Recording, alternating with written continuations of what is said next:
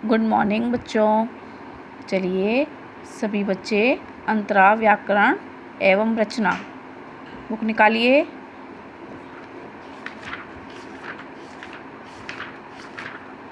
पाठ 2 वर्ण। बच्चों हम इस पाठ को पढ़ चुके हैं, इसकी रीडिंग कर चुके हैं।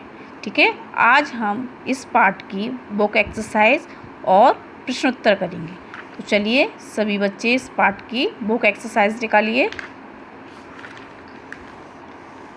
ये देखिए, पहला प्रश्न है आपका, सही विकल्प पर सही का निशान लगाइए। बोलते समय हमारे मुख से निकलती है, क्या निकलती है? ध्वनि। सही आंसर क्या है इसका? ध्वनि।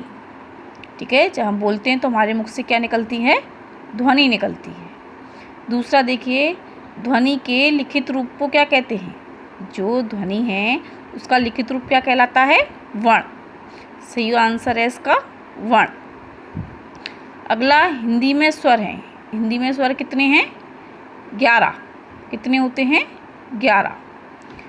का प्लस शा बराबर छा से बना व्यंजन क्या कहलाता है? संयुक्त व्यंजन। पढ़ा था हमने कि दो व्यंजनों के मेल से जो बनता है वह क्या कहलाता है? संयुक्त व्यंजन। तो इसका सही आंसर है संयुक्त व्यंजन। अब देखिए अगला प्रश्न, दिए गए शब्दों की ध्वनियाँ लिखिए। मतलब इसमें कितनी ध्वनियाँ हैं ये लिखना है आपको। तो देखिए, किला। किला कैसे लिखेगा? का प्लस ई प्लस ला प्लस आ, ये क्या होगा आपका? किला। इसी तरीके से देखो, उल्लू। ऊ प्लस ला आधा ला, ये आधा कहलाता है, प्लस फिर आधा ला और फिर प्लस ऊ, ये हो गया उल्लू। इसमें कितनी ध्वनि है? 4। 1 2 3 4। ओखली। ओखली देखो, आ प्लस ओ प्लस खा प्लस आ प्लस ला प्लस ई, क्या हो गया? ओखली। और ध्वनि कितनी हो गई इसकी? 1 2 3 4 5 6, कितनी हो गई? 6 ध्वनि। उपकार। ऊ प्लस पा प्लस आ प्लस का प्लस आ प्लस रा प्लस आ, क्या हो गया? उपकार। उपकार में कितनी ध्वनि हो गई? 1 2 3 4 5 6 7, 7 ध्वनि। फिर है मैना। कैसे लिखेंगे? माँ, आधा माँ, ये आधा कहलाता है, नीचे हलंत लग जाता है इस पर, प्लस ए प्लस ना प्लस आ, ये हो गया मैना। क्या हो गया? मैना। इसी तरीके से आप लिखेंगे अपनी बुक में। अगला देखिए, रिक्त स्थानों की पूर्ति कीजिए।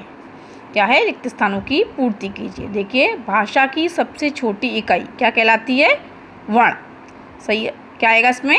वर्ण होती है। हिंदी में व्यंजनों की संख्या कितनी होती है? कितनी होती है? 33। कितनी होती है? 33। हिंदी में व्यंजनों की संख्या होती है 33। फिर है अगला, हिंदी में आयोगवाह की संख्या कितनी होती है? 3। कितने होते हैं आयोगवाह? 3 होते हैं। आ की कोई मात्रा नहीं होती। किसकी मात्रा नहीं होती है? आ की कोई मात्रा नहीं होती। आ मतलब छोटे आ की कोई मात्रा नहीं होती। अब देखिए, रचनात्मक कार्य हमने दिया था, वे देखिए आप। चित्र देखकर निम्नलिखित शब्दों को उचित मात्रा लगाकर लिखिए। आपको होमवर्क में दिया था, सही सही देख लीजिए। इसमें क्या आएगा? पहले में आएगा कील, बड़ी मात्रा लगेगी।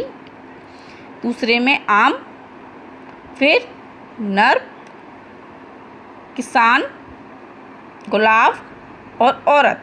इस तरीके से आपको मात्राएं लगानी हैं। आप देख लीजिए और अपना चेक कर लीजिए। दिए गए संयुक्त व्यंजनों से 2-2 शब्द बनाइए। ठीक है, कैसे? शा। शा किस तरीके से बनता है? का प्लस शा, 2 शब्द देखिए, रक्षा और कक्षा। फिर त्रा, ता प्लस रा, त्रा, चित्र और मित्र। जा, जा प्लस या, क्या हो गया? ज्ञान। क्या? इसके शब्द हैं ज्ञानी और ज्ञान। श्रा, शा प्लस रा, श्रा, श्रमिक और श्रम। इस तरीके से ही आपको लिखने हैं जैसे लिखे हैं। अब है इसके प्रश्नोत्तर। देखिए, पहला प्रश्न है आपका, वर्ण किसे कहते हैं? दूसरा है, स्वर व व्यंजन की परिभाषा उदाहरण सहित लिखिए। फिर संयुक्त व्यंजन किसे कहते हैं? संयुक्त व्यंजन कितने प्रकार के होते हैं? उदाहरण सहित स्पष्ट कीजिए। व्यंजनों के साथ लगने वाले स्वर के विशेष चिन्ह क्या कहलाते हैं?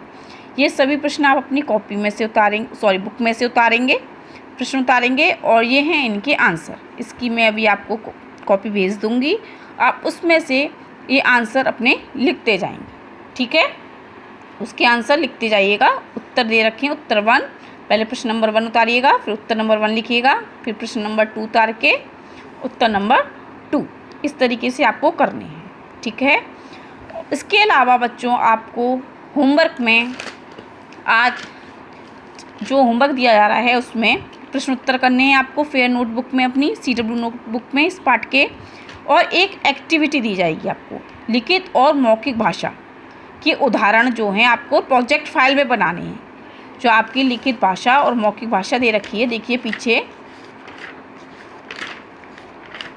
पेज नंबर 6 पे देखिए, ये है लिखित भाषा का उदाहरण।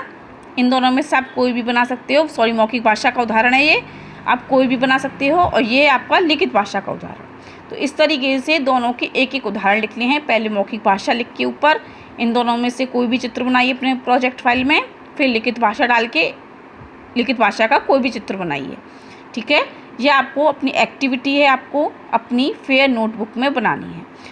आपको अब आज से ही एक एक एक्टिविटी दी जाएगी, हर सब्जेक्ट में एक एक एक्टिविटी पर डे दी जाएगी। तो आज आपकी हिंदी की एक्टिविटी यही है, आपको लिखित भाषा और मौखिक भाषा के उदाहरण चित्र द्वारा बताने हैं या समझाइए, ठीक है? कल आपको मैथ की या इंग्लिश की किसी भी सब्जेक्ट की एक्टिविटी दी जाएगी। पर डे आपको एक सब्जेक्ट की एक्टिविटी दी जाएगी और आपको उसे कंप्लीट करना है, जिसमें भी दी जाती है प्रोजेक्ट फाइल में या जिसमें भी कंप्लीट करना है, ठीक है?